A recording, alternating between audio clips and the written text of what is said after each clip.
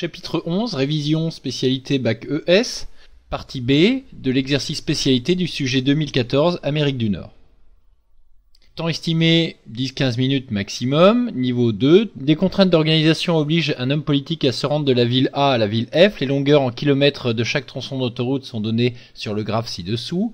Déterminer en utilisant l'algorithme de Dijkstra le trajet autoroutier le plus court pour aller de A à F. Préciser la longueur ensuite en kilomètres de ce trajet. On commence donc le tableau avec les sommets. Le sommet A qui a pour coefficient 0. Ensuite, à partir du sommet A, on peut aller au sommet B avec 400 km, 400A, ou bien au sommet D avec 600 km, 600 en venant de A. Tous les autres sommets qui ne sont pas atteints, on laisse le coefficient infini. Le coefficient le plus faible pour le moment est le coefficient 400, donc on va fixer le sommet B avec comme coefficient 400. À partir de B, on peut aller en C ou bien en E. En C, avec 600 km que l'on ajoute aux 400 précédents, donc 1000 en venant de B.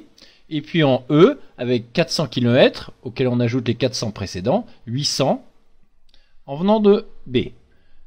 Le coefficient de D reste 600A, puisqu'on n'a pas atteint à partir de B, et les autres sommets n'ont pas encore été atteints, coefficient infini.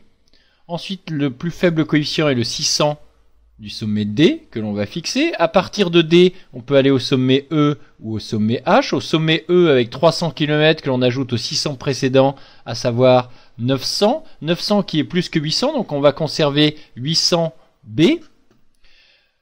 Le sommet C ne peut être atteint, donc on garde 1000. Ensuite, à partir de D, on peut aller aussi au sommet H avec 900, auquel on ajoute les 600 précédents, 1500, en venant de D. Pour les deux autres sommets qui ne sont pas atteints, on laisse le symbole infini. Le coefficient le plus faible est 800, qui correspond au sommet E. On repart donc du sommet E, qui est le sommet fixé. De E, on peut aller donc en C ou bien en G. En C, avec 350 km que l'on ajoute aux 800 précédents, 1150. Plus grand que 1000, donc on va conserver 1000 en venant de B. Ensuite, F n'est pas atteint. Et puis donc, à partir de E, on peut atteindre aussi le sommet G, avec 600 plus les 800 précédents, 1400 en venant de E, et le sommet H, donc on conserve 1500 en venant de D, puisqu'il ne peut être atteint à partir de E. On va fixer ici le sommet C avec 1000. On repart donc du sommet C. À partir du sommet C, on peut atteindre le sommet G et le sommet H. Le sommet G avec 550 plus les 1000, 1550, plus grand que les 1400 précédentes, donc on va conserver 1400 en venant de E. Et puis, le sommet H avec 450 plus 1000, 1450, qui est inférieur à 1500, donc 1450 en venant de C. On va fixer cette fois le sommet G avec 1400 km. À partir de G, on peut aller en F ou bien en H. En F avec 200, auquel s'ajoutent les 1400 précédents, donc 1600 en venant de G.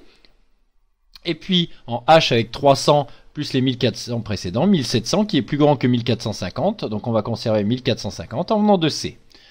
Ici on va fixer le sommet H avec 1450 km. À partir du sommet H, on peut aller en F avec 400 plus les 1450, 1850 qui est plus grand que 1600, donc on conserve 1600 en venant de G.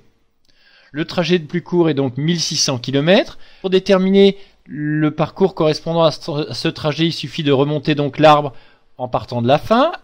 1600, on venait du sommet G. 1400, on venait du sommet E. 800, on venait du sommet B.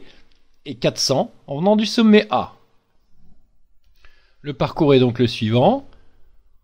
A, B, E, G, F.